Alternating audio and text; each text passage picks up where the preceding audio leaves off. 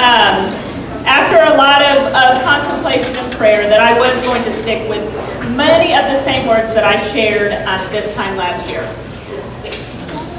I prepared actually a combination of excerpts from speeches of some very influential people, John F. Kennedy, President Ronald Reagan, and former mayor of Littleton, Colorado, Debbie Brinkman. They all gave Veterans Day speeches decades apart, and in each of them I found words that were much more powerful than anything I might have been able to put together on my own. So I'd like to share those with you this afternoon. Today we are here to celebrate, to honor, and to commemorate the dead and the living, the young men who in every war since this country began have given testimony to their loyalty to their country and their own great courage. We celebrate this Veterans Day for just a few minutes, a few seconds of silence, and then this country's life goes on. But I think it most appropriate that we recall on this occasion and on every other moment when we are faced with great responsibilities, the contribution and the sacrifice which so many men, women, and their families have made in order to permit this country to now occupy its present position of responsibility and freedom, and in order to permit us to gather here together today. In a world tormented by tension and the possibilities of conflict, we meet in a quiet commemoration of the historic day of peace. In an age that threatens the survival of freedom, we join together to honor those who made our freedom possible. They did not all come home alive. They did not all come home whole. Many are not home yet, and we continue to send many back into harm's way. The enormity of their sacrifice is beyond compare. So how do we dare to believe that 2 words, 8 little letters, thank you, is enough? As we express our gratitude, we must never forget that the highest appreciation is not to utter these words, but to live by them. It isn't enough to say it, we need to be it. Grateful, thankful, appreciative. The greatest prayer that you can say is thank you. 2 words, 8 letters, but weighted with love, gratitude, humility, and understanding. Each day that passes, we move further away from these wars. The heroes pass, time pushes in new headlines, life gets in the way of the past, and we move through our own days and months and years. Ceremonies are important, but our gratitude has to be more than once a year. We honor these men and women most by living well. In closing, I'd like to share a passage from President Ronald Reagan from a speech he gave at the Veterans Day ceremony at the Vietnam Memorial on November 11, 1988. For too long a time, they stood in a chill wind, as if on a winter's night watch. And in that night, their deeds spoke to us, but we knew them not. And their voices called to us, but we heard them not. Yet in this land that God has blessed, the dawn always at last follows the dark, and now morning has come. The night is over. We see these men and know them once again, and know how much we owe them, how much they have given us, and how much we can never fully repay. Not just as individuals, but as a nation. And because of that, we say, we love you and thank you.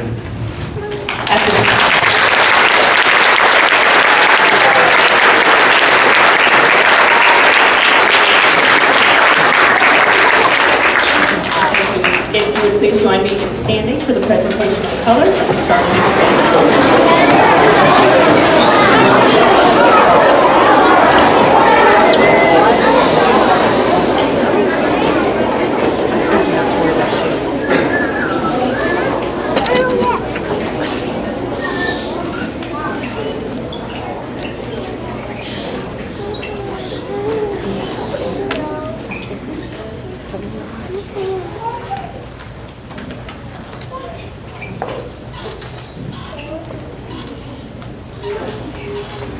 Please join me for the pledge. I pledge allegiance to the flag of the United States of America and to the republic for which it stands, one nation, under God, indivisible, with liberty and justice for all. And the Texas flag. Honor the Texas flag. I pledge allegiance to these Texas, one state under God, one indivisible. Please remain standing for the death benefit.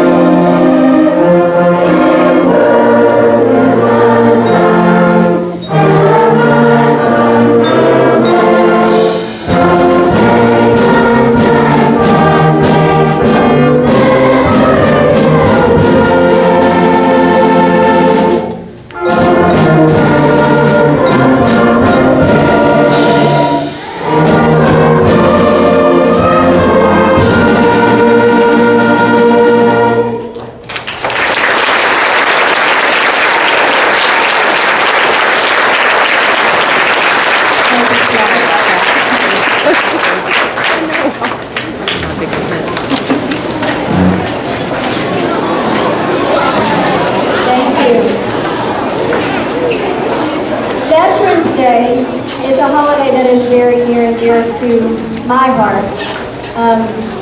My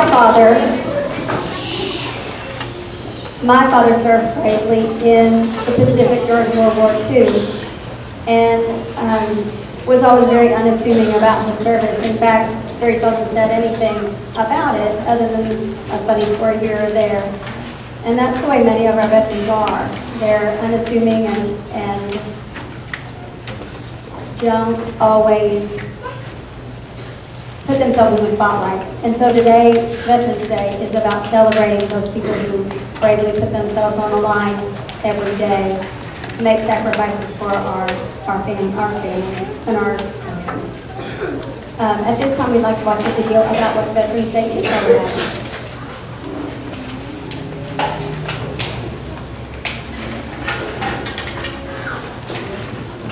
Both old and new march down city streets. Flags hang from homes, businesses, even car antennas. Ceremonies remember those who dutifully served their nation. It's Veterans Day, or Remembrance Day, as it's known in much of the world, a time to honor members of the armed forces. And it all began in a railroad car with a document to end the war, to end all wars. World War I, also known as the Great War, shocked the global community with its unprecedented toll in human life. Untold millions were killed. Germany was running low on manpower and supplies, so they agreed to sign an armistice, or truce, in the French commander Ferdinand Foch's private rail car. On the 11th hour, on the 11th day of the 11th month of 1918, all was quiet on the Western Front. The fighting had ended. Exactly 1 year later, President Woodrow Wilson decreed that Americans should observe a moment of silence at 11 a.m. to remember the armistice and to embrace the peace. Other Allied nations commemorated the peaceful anniversary as well. In England and Canada, citizens wore paper poppies. Poppies had become a symbol of the armistice. The poem Flanders Field described a one-time battlefield. In Flanders Field, the poppies blow, between the crosses, row on row. In America, the nation's first unknown soldier was laid to rest at Arlington National Cemetery on Armistice Day, 1921. He was a casualty of the Great War. Since that first memorial, other unknown soldiers from America's wars have been interred in the tomb. And it's become tradition for the President or one of his representatives to lay a wreath on the monument every November 11th. A resolution was passed in 1926 inviting all Americans to remember Armistice Day and the soldiers who fought so hard for peace. The idea caught on. By 1938, the day was marked with so many ceremonies and parades, Congress made it a legal holiday, giving people the day off work. After World War II and the Korean War, Americans wanted to open up the holiday to include not just World War I veterans, but all who served in combat. In 1954, President Dwight Eisenhower, a World War II vet himself, legally changed the U.S. Armistice Day to Veterans Day, honoring those who served in all American wars. For a brief time, starting in 1971, Congress moved the holiday to the fourth Monday in October, giving Americans a 3-day weekend. But most people rejected the idea.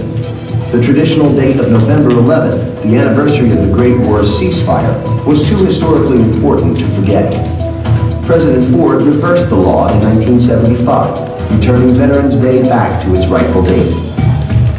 Over the decades, the holiday has changed with the times. Originally, it was a call for world peace. Then, in the U.S., it became a day to remember war veterans. Today, Veterans Day is set aside to honor not just those who served in war, but also those who have served their nation in peace.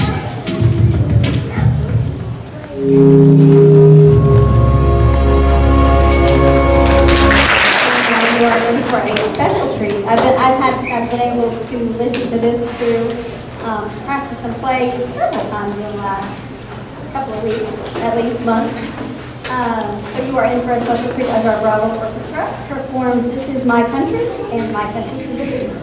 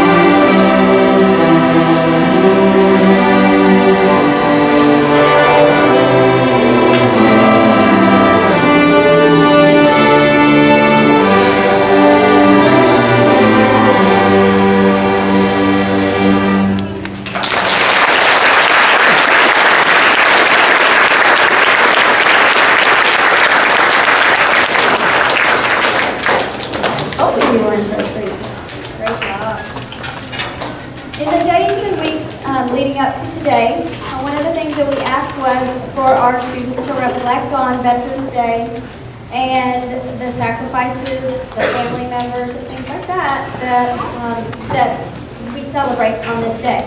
Two of our fifth graders who accepted that challenge to write something about it are here today to present their poem. And so I will present the first one, Mr. Owen Moore.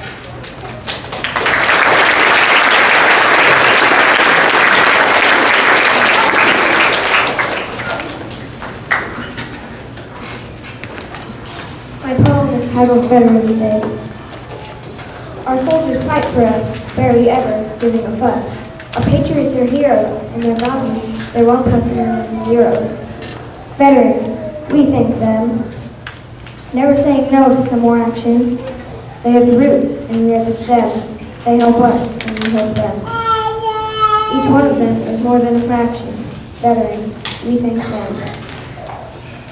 Without them, we couldn't travel the world. They let us see the unseen without a word. With them by our side, no one can tear the world scene.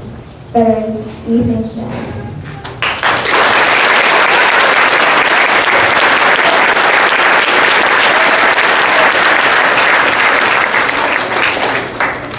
And I'd like to introduce our other fifth grader, Miss Ellie.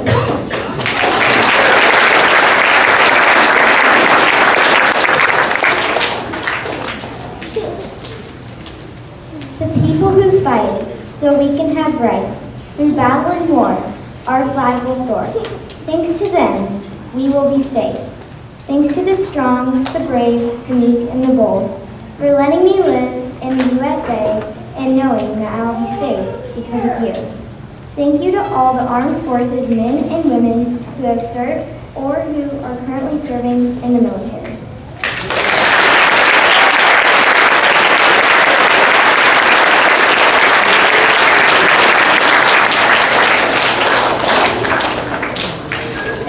Great job.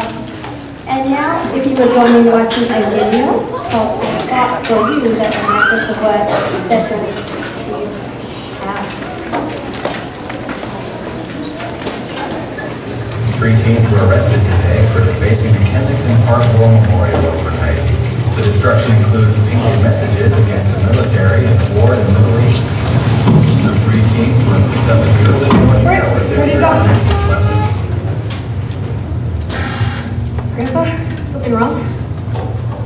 Some people sure have short memories, and those who are too young to know need to be taught. Come on, I want to show you guys something.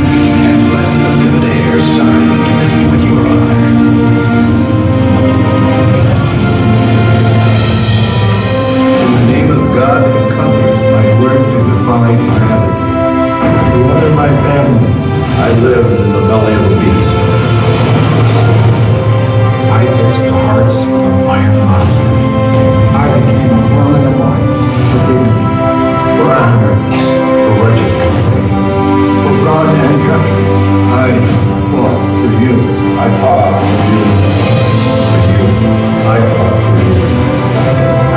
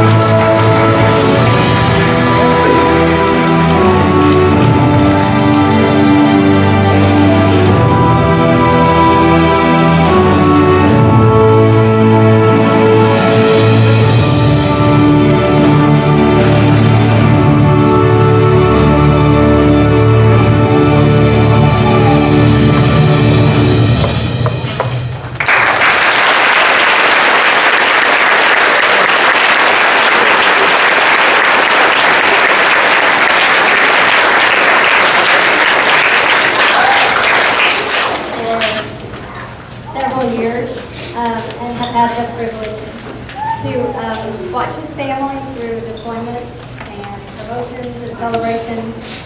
And it's hard ride sometimes. But we've tried to get this person to come and speak probably for a couple of years and finally got him to come and speak. So it is my very great privilege to introduce Lieutenant Colonel Mark Mulkey.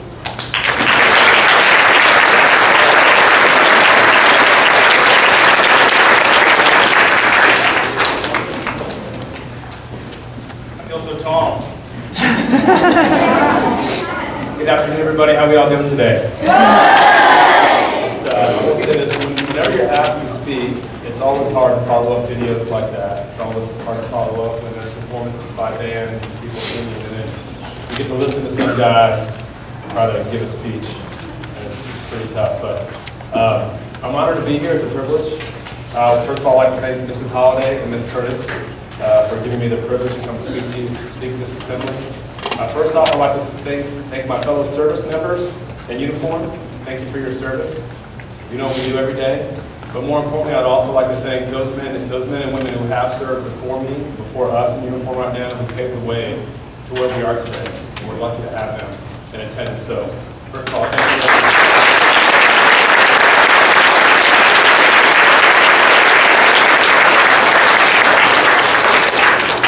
Lastly, I think the most important part of the military aspect is the military family. So for those, I know that we're very blessed and honored to live in the community we live in with Randolph right next door. And you know I'm stationed at Lackland. And this community knows how important the military is for those families. You guys keep everything going when we're gone. And Dr. Gibson's here. Thank you, sir, for keeping the holiday going. Because believe it or not, the United States of America, even here in Texas, school districts don't give off Veterans Day. We're allowed to have Veterans Day off with our families, with mom and dad are home and able to celebrate it. Just a quick introduction of myself. As Ms. Holliday said, my name is Mark Mulkey. I am the squadron commander of the 733rd Training Squadron at Lackland Air Force Base. I'm pretty much in charge of all the C-5 Galaxy, the big airplane you kind of see around by sometimes. It fits 6-year Greyhound bus in it. So being a commander is an honor and privilege. I've been in the Air Force for 20 years. I graduated from Texas A&M in 1996.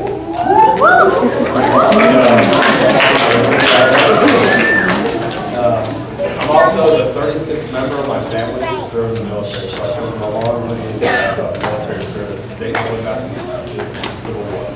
But enough about me. Miss Curtis, just so you know, you all take homework. And Miss Curtis, like I said, Miss Holliday wanted me to speak for a while because Brady's back there, my son. They want to get to speak, but a lot of times I can't because I'm busy. So I had some homework to do, so I prepared a 45-page speech. I prepared a speech for you guys. So I'm proud to be an American, the greatest country in the world. There's our freedoms that make it so, and those freedoms are won and defended by veterans. The men and women who put the ideals of our country before themselves. Tomorrow, we honor all those who serve and those who are still serving. Tomorrow, we say, thank you. Tomorrow, we stand up for the men and women who fought for us and returned home with scars and wounds of war. Standing up to say thank you for tomorrow is as important as standing up for them any other day they need us. On Memorial Day, we specifically honor those who have paid the ultimate sacrifice and laid down their life for this country. Tomorrow, on Veterans Day, we honor the fallen, but we also honor those who are fortunate enough to make it home. For every serviceman and woman who pays the ultimate price, 10 more are severely injured or disabled for the rest of their lives. Quick history, the video already covered, but I had it in my speech, so I got to read it. In November 1919, President Woodrow Wilson proclaimed November 11th as the first commemoration of Armistice Day to honor those who served in the First World War. In 1938, it became an official holiday. It wasn't until 1954, after World War II and the Korean War, that Congress, at the urging of Veterans Service Organizations, changed the date to Veterans Day. We should always remember to thank those who serve and have served our country, not just on Veterans Day, but every day. Your simple words can go a long way for the amount of sacrifice the soldier does for you and your family on a daily basis. In closing, I would like to read a poem titled Our Veterans that will leave a much more powerful message than I could ever do in a short speech.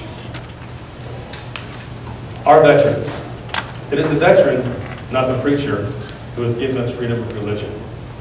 It is the veteran, not the reporter, who has given us freedom of press. It is the veteran, not the poet, who has given us freedom of speech. It is the veteran, not the campus organizer, who has given us freedom to assemble.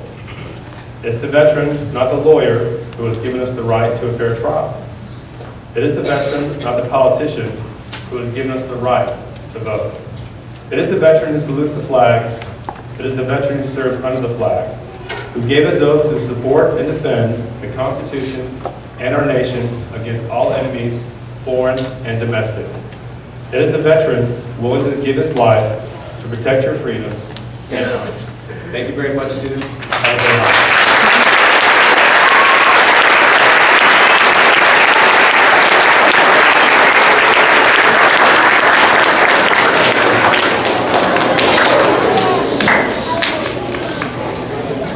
Now, distinguished and honored guests, it is my pleasure to introduce the Orchestra and Treblemaker Choir as they sing the song for the unsung heroes.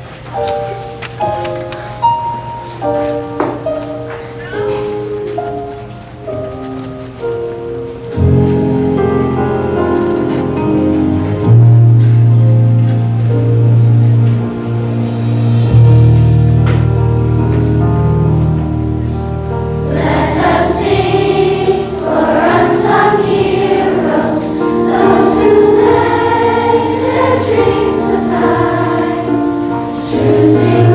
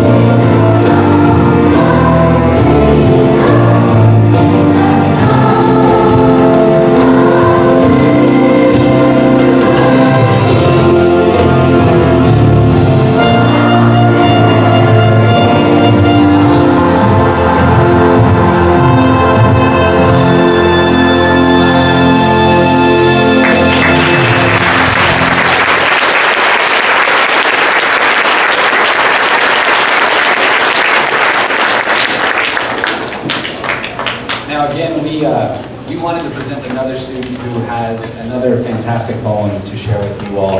A fifth grader by the name of Gabby Cortula. We would like her to, sixth grader, excuse me. My glasses apparently are not good enough anymore. We would like to have Gabby please come to the stage and read her poem.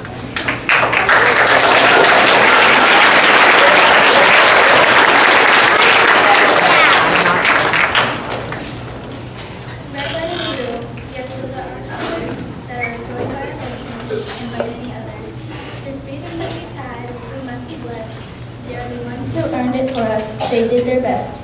I am proud to have people like you here. You put your lives on the line. Make the people in this country proud to be, because America is yours and mine. I would like to take a moment just to say thank you. I can't put it into words with how much you do. It's sad to hear about another war.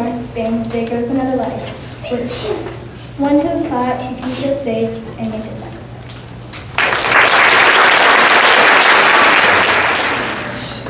It's my pleasure again to introduce now the Jordan Honor Band, who will be playing two pieces for you, America the Beautiful and God Bless America.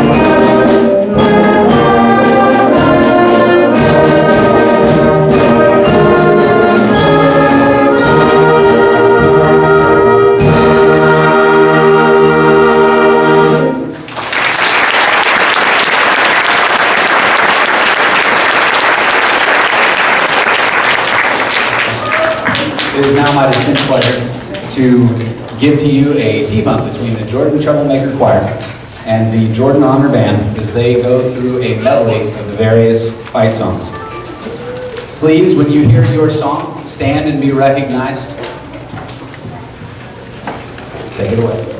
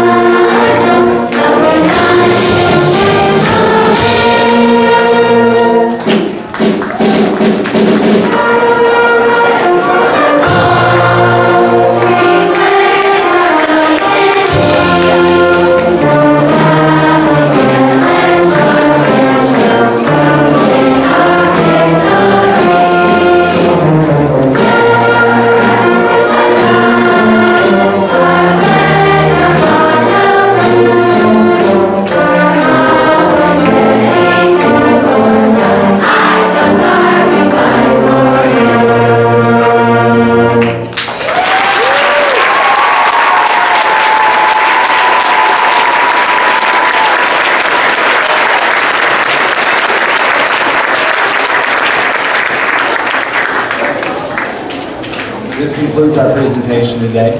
But before we go, I thank all the students in attendance and honored guests. Can we give our wonderful performers another big round of applause?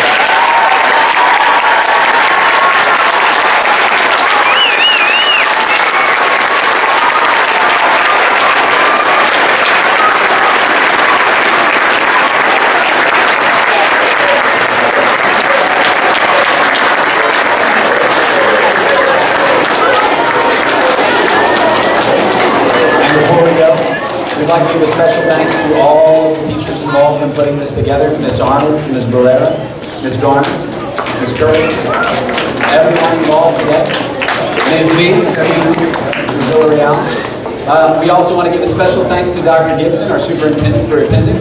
So one more big round of applause.